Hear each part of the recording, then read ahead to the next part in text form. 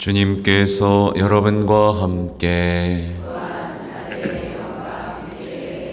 마테오가 전한 거룩한 복음입니다. 주님 영광 받으소서. 그때 예수님께서 수석사제들과 백성의 원로들에게 말씀하셨다. 다른 비유를 들어보아라.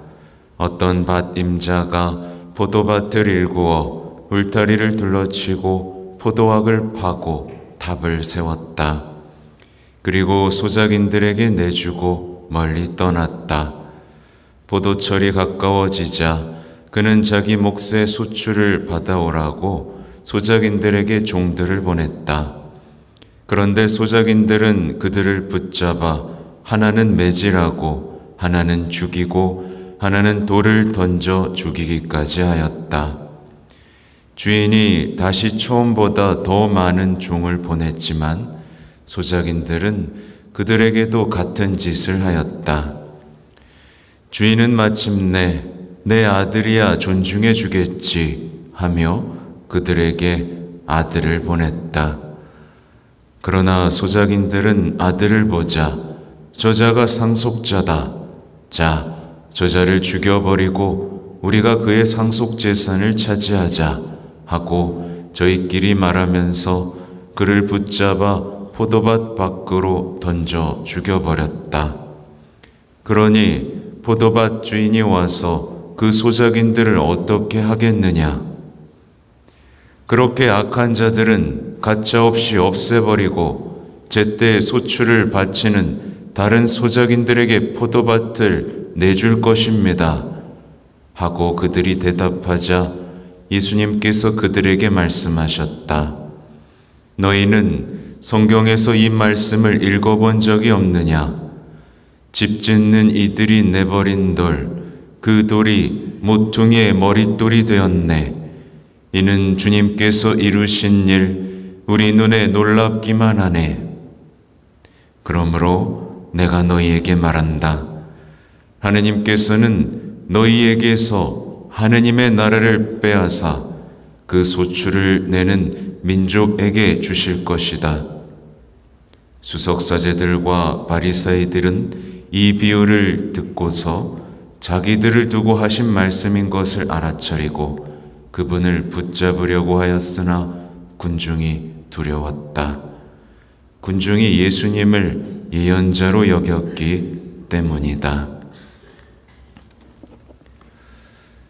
주님의 말씀입니다.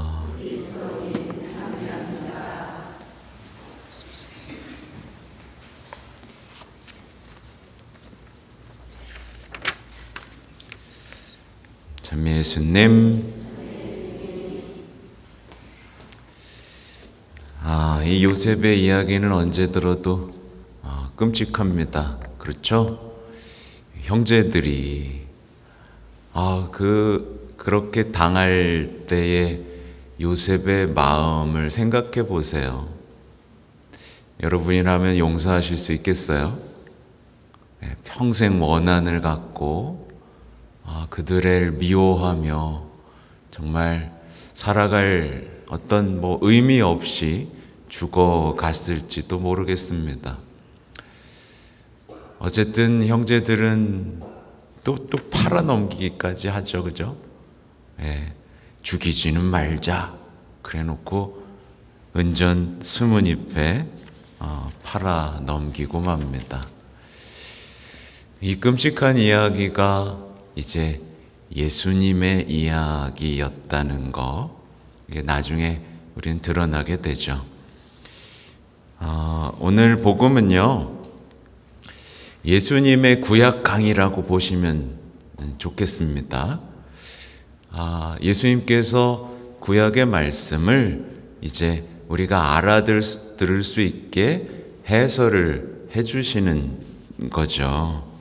사실 이 바리사이, 수석사제들, 율법학자들 이런 사람들이 오늘의 이 말씀, 집 짓는 이들이 내버린 돌, 그 돌이 모퉁이의 머릿돌이 되었네.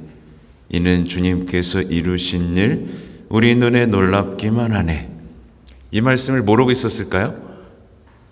다 알았죠, 그죠? 다 알았는데 알았나요, 몰랐어요? 몰랐어요, 그죠? 알고 있었고 가르치고 있었지만 몰랐어요, 그 의미가 뭔지.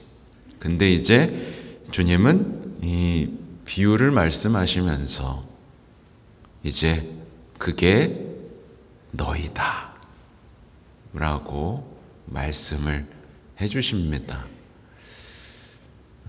그리고 이들은 요셉의 얘기도 알았을까요, 몰랐을까요?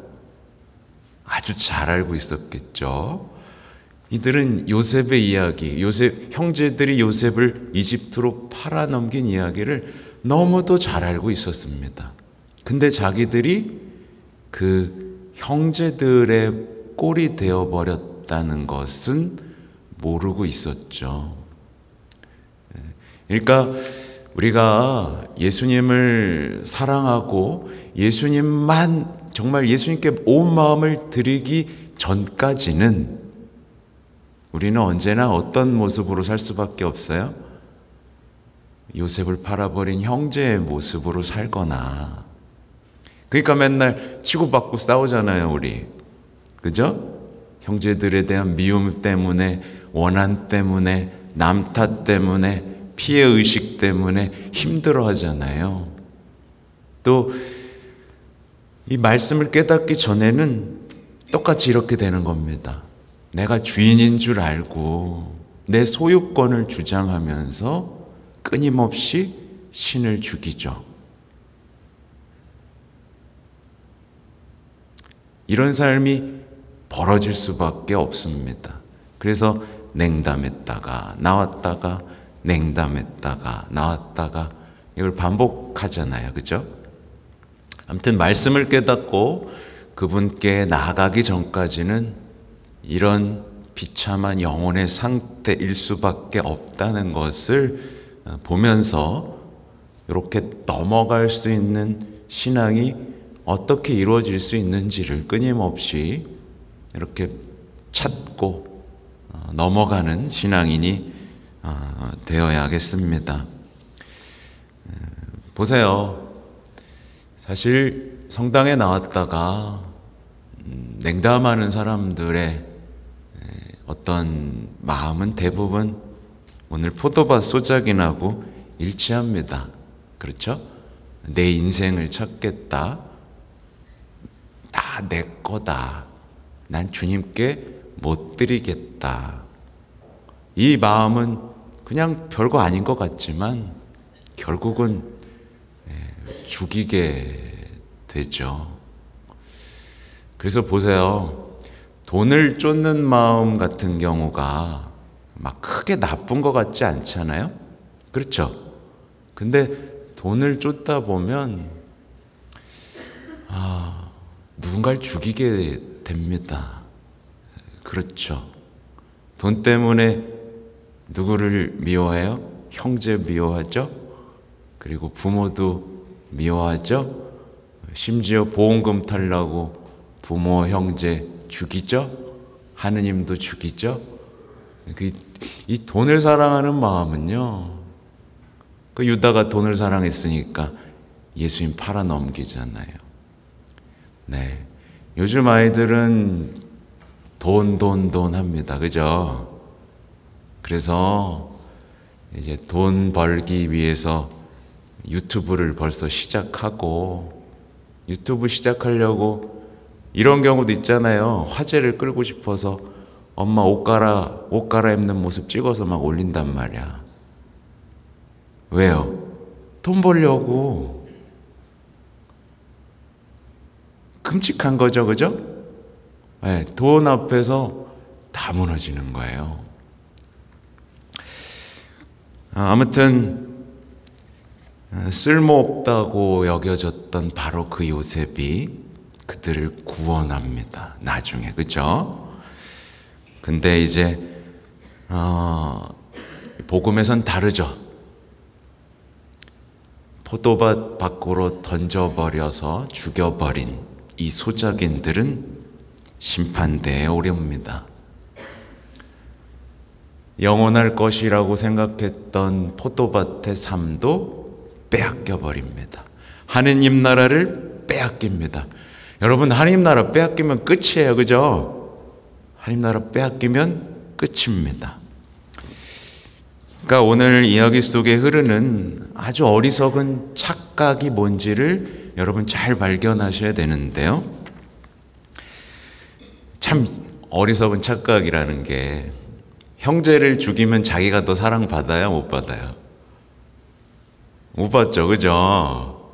말도 안 되는 거예요. 저놈을 죽여버리면 야, 우리가 사랑받겠지? 아니요. 더 미움받아요. 그죠? 더 불행해집니다. 그죠? 형제를 미워하고 죽이면 더 사랑받기는커녕 더 미움받습니다. 또 신앙을 버리고 신을 죽이는 것으로 자기가 신이 될 수 있다. 모든 걸, 인생은 다 내 거다 라고 하는 사람은 더 가져요, 못 가져요? 모든 것을 잃어버려요. 이 어리석은 착각이 인생을 좌우합니다. 그죠?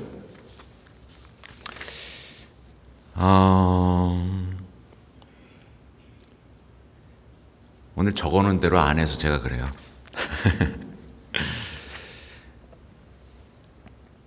그러니까 우리는요, 저것도 내 것이다, 이것도 내 거, 저것도 내 거라고 말하기보다는 어떻게 해야 되죠? 우리는 살든지 죽든지 주님의 것입니다 라고 말하는 것에서 행복을 느낄 수 있는 신앙으로 넘어갈 수 있어야 돼요. 이게 참 어렵죠. 그죠? 아무튼 제가 오늘 이런 이야기들을 말했을 때 여러분은 어떤 다짐을 하시는지 모르겠지만, 많은 신앙인들이 그래, 가르침 참 멋있고 하느님의 말씀은 참 지혜롭다. 근데 현실은 그렇지 않다. 현실은 전쟁이고 신앙은 어렵다. 이렇게 말하는 사람들이 있어요. 여러분은 어때요? 어려워요? 신앙 아직도? 어렵다? 쉽다? 뭐야? 한 명만 솔직해. 그러니까 제 사제로서 이제 강론을 하고 신자들과 만나면서 하는 고민이 바로 이 부분이에요. 조금만 영적인 얘기를 하면 너무 어려워들 합니다. 더 쉽게 얘기해달라고 하는데, 쉽게 얘기하는, 어떻게 십자가를 쉽게 얘기해요? 그죠? 어떻게 성체성사를 쉽게 얘기하냐고. 너무 쉽게 얘기하다 보면 우리 소중한 것들이 사라지는데, 그죠? 그러니까 우리가 지금 신앙을 이해하지 못하게 된 이유에 대해서 우리는 좀 분명히 좀 바라봐야 되는데, 제가 오늘 두 가지를 말씀드리려고 해요. 너무 지금 이성적인 삶이 지금 지배를 하고 있어요. 젊은 세대들은 과학적이고 합리적인 사고, 근데 그것도 아니지 사실은. 그죠? 아무튼 합리적으로만 사고를 하다 보니까 어때요? 하느님을 사랑하는 삶, 하느님을 신뢰하는 삶은 합리적이에요? 안 합리적이에요? 뭔가 뜬구름 잡는 얘기 같으니까 이걸 겁을 내는 거예요. 네. 아유, 엄마 너무 열심히 하지 마. 뭐 이런 얘기가 다 그런 사고방식에서 생각이 나오는 거죠. 아니, 사랑하고 신뢰를 해야 되는데 이걸 못 넘어가는 거예요. 그러니까 식별하고 성찰하는 삶도 너무 어렵다고 하는 겁니다. 그런 시대적인 풍조를 잘 보셔야 돼요. 거스르셔야 됩니다, 여러분은. 또 두 번째는 어제도 말씀드린 건데, 오늘날 사람들이 지나치게 뭘 챙겨요? 자기 마음만 챙겨요. 자기 마음만 챙기고 또 누구 마음만 챙겨요? 옆에 있는 사람 마음만 챙겨요. 그러니까 맨날 하는 얘기가 뭐예요? 나 상처받았고 상처 줘서 미안해. 여기서만 왔다 갔다 하잖아요. 그러니까 우리 마음만 자꾸 얘기하다 보니까 어떻게 됐어요? 하느님의 마음에 대해서, 하느님의 마음과 생각을 이해할 수 있는 영적인 감각이 사라져 버렸어요. 네. 그래서 성모님의 성심, 그렇게 얘기를 제가 거의 이제 1년 넘게 했는데도 아직도 이해하지 못하는 분들이 많을 거예요. 그렇죠? 그래서 현대의 사회를 보세요. 사람의 마음에 대한 강연은 홍수를 이룹니다. 그렇죠? 네. 사람의 마음에 대한 강연은 홍수를 이루고 교회 내에서도 마음 치유 피정이 홍수를 이루고 있어요. 근데 하느님과 성모님의 마음에 대한 말씀은 사라지고 있는 거예요. 하느님은 이런 마음이시다. 성모님은 지금 이런 마음을 갖고 계시다. 라는 거는 이제 사라져버리는 현상이 일어났죠. 그래서 많은 신앙인들이 성당에 왜 나와요? 내 마음 때문에 나와요. 내 마음 때문에 나와요. 그래서 내 마음 때문에 기도하기 시작해요. 힘들어 죽겠어. 그러고 마음 때문에 기도하고, 봉사는 또 왜 해요? 내가 좀 행복해지고 싶어서 내 마음 때문에 또 봉사를 하는 거예요. 고해성사는 왜 봐요? 내 마음이 또 불편해서 봐요. 그냥 다 마음이야. 그죠? 그러니까 마음을 위해서 기도하고 마음을 위해서 봉사하고 그러다가 마음을 위해서 성사를 이용하기 시작하는 거예요.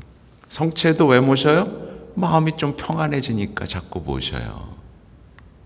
그러니까 영적인 감각이 있어요, 없어요? 없어지는 거예요.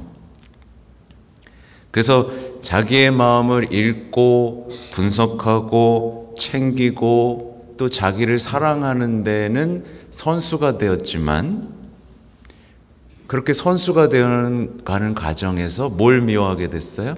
십자가를 미워하게 됐고 계명을 미워하게 됐어요. 그러니까 오늘날 많은 신앙인들이 못 견디는 거예요. 십자가 얘기하면은 못 견디는 겁니다.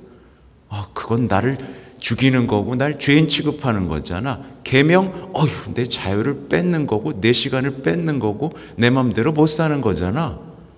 그러니까 자기 마음만 보다 보니까 이렇게 신앙은 어렵고 거리감이 있고 이해할 수 없는 것이 되어버렸습니다. 그러면 사제가 젊은이들과 저기를 끌어들이기 위해서 이제 마음 얘기를 막 해야 돼요, 말아야 돼요? 해야 돼요? 여러분? 그죠? 하면 또 안 돼. 물론 우리 인간의 상처받은 마음, 주님께서 다 보듬어 주신다는 거 100번을 강조해도 모자르지 않습니다.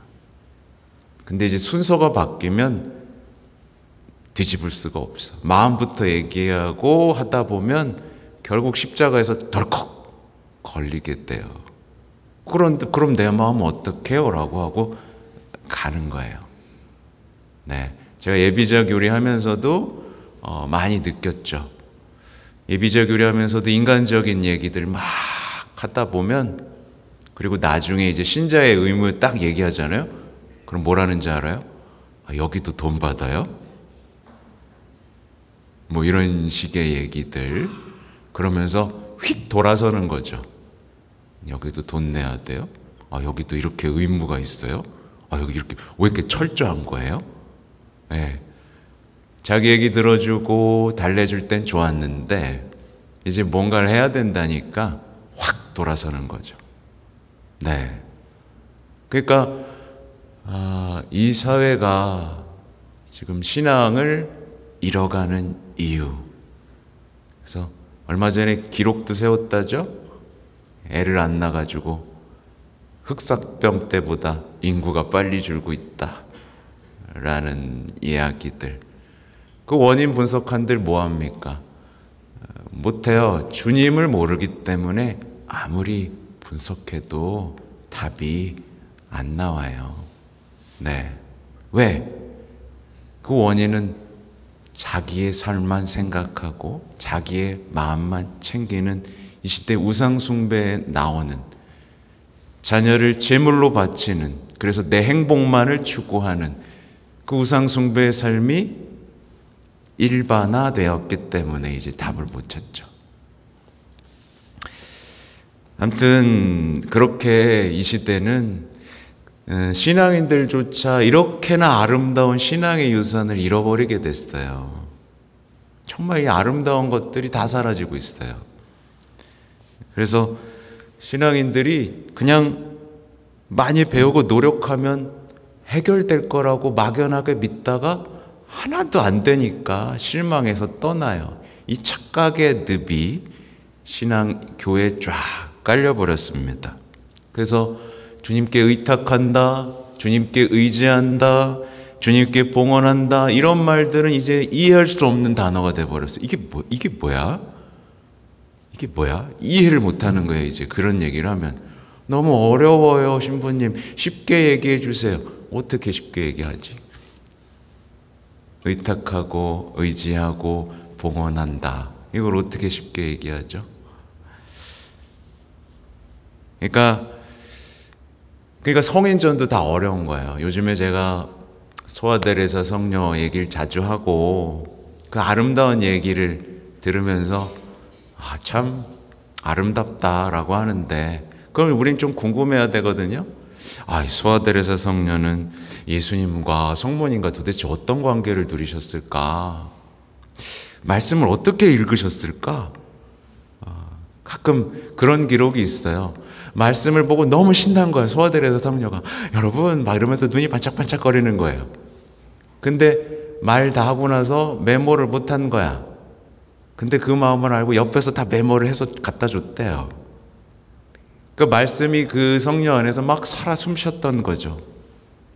예를 들면 오늘 집 짓는 이들이 내버린 돌, 그 돌이 모퉁이의 머릿돌이 되었네 하면서 막 신이 나는 거예요. 맞아, 나는 지금 모퉁이의 머릿돌 위에 인생을 세우고 있구나, 막 이렇게, 그죠? 그런 행복이 있어야 되는데, 그리고 성녀는 뭐 어떤 기도를 했는지, 성녀가 또 어떤 형제적 사랑을 나눴는지, 무엇에 그렇게 기뻐했는지, 이런 거를 더 이상 이제 궁금해하지 않는 거예요. 뭐만 궁금해해요? 나는 어떻게 하면 행복해질 수 있을까만 궁금한 거야. 네. 내 마음은 어떻게 해야 평화로울 수 있을까만 궁금한 거야. 그러니까 질문을 잘못 던지고 있으니까 그냥 아무것도 안 되는 거죠. 그러니까 자기중심성이라는 덫에서 벗어나지 않으면 복음의 기쁨은 없는 거예요. 그렇죠? 그래서 제발 여러분이 요셉의 형제들처럼 안 됐으면 좋겠어요. 네, 그렇게 안 되고 있죠?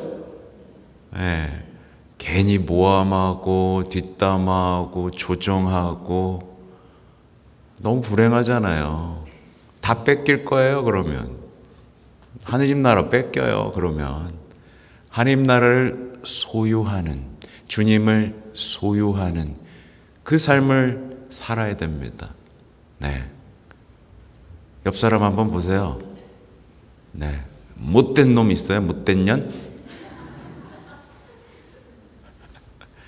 오늘부터 그들을 위해서 희생하고 그들이 정말 하느님의 자녀, 하나님의 나라를 가질 수 있도록 기도해주고 함께하는 우리 원당 또 아라 공동체가 되어가기를 바랍니다. 아멘.